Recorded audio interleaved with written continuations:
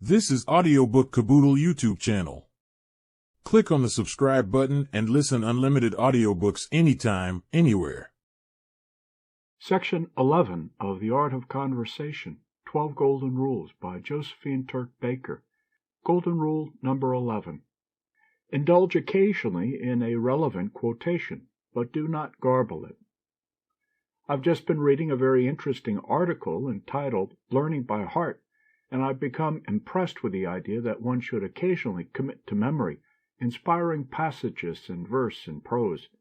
In the language of the author, they may come to us in our dull moments to refresh us as with spring flowers, in our selfish musings, to win us by pure delight from the tyranny of foolish castle-building, self-congratulations, and mean anxieties. They may be with us in the workshop, in the crowded streets, by the fireside, sometimes on pleasant hillsides, or by sounding shores, noble friends and companions, our own, never intrusive, ever at hand, coming at our call. Someone has said that an apt quotation is as good as an original remark. It is certainly always relevant. We cannot all be Wordsworths or Tennysons, Charles Lambs or Carlyles, but we can make some of their best thoughts our own. A conversation or a letter in which some choice quotation finds a place is certainly thus improved and lifted above the commonplace. It was Johnson who said that classical quotation was the parole of literary men all over the world. For a long time I have been copying in a notebook extracts that have interested me, but it did not occur to me to commit them to memory.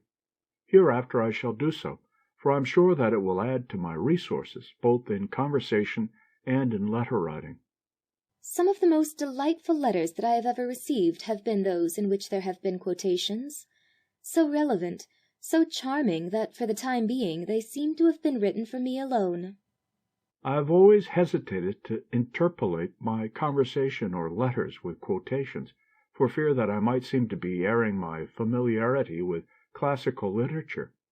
Of course one does not wish to appear pedantic, and one will not if one will use the quotation for the occasion, instead of making an occasion for the quotation. The proportions, too, of a conversation or a letter must be preserved. If one is talking about a commonplace subject, the quotation, if one is made, should be in keeping with the thought. As a clever writer has said, a dull face invites a dull fate. And so with a commonplace subject, the treatment should be in accordance with it. Some persons are never able to quote a passage or tell an anecdote without perverting the meaning.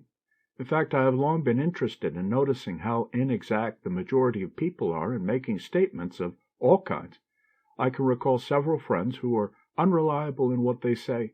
Their statements should be checked up, verified, as we say in business. As someone has said, a garbled quotation may be the most effectual perversion of an author's meaning, and a partial representation of an incident in a man's life may be the most malignant of all calumnies. How very relevant that quotation is. You have certainly just exemplified your own suggestion, namely that the quotation should be used to suit the occasion. Shall we make this golden rule number 11? Occasionally indulge in a relevant quotation, but do not garble it? Certainly. A golden rule that it is well occasionally to observe. End of section 11. This was Audiobook Caboodle YouTube channel presentation. For full audiobook, check out our playlist section. Links in description below.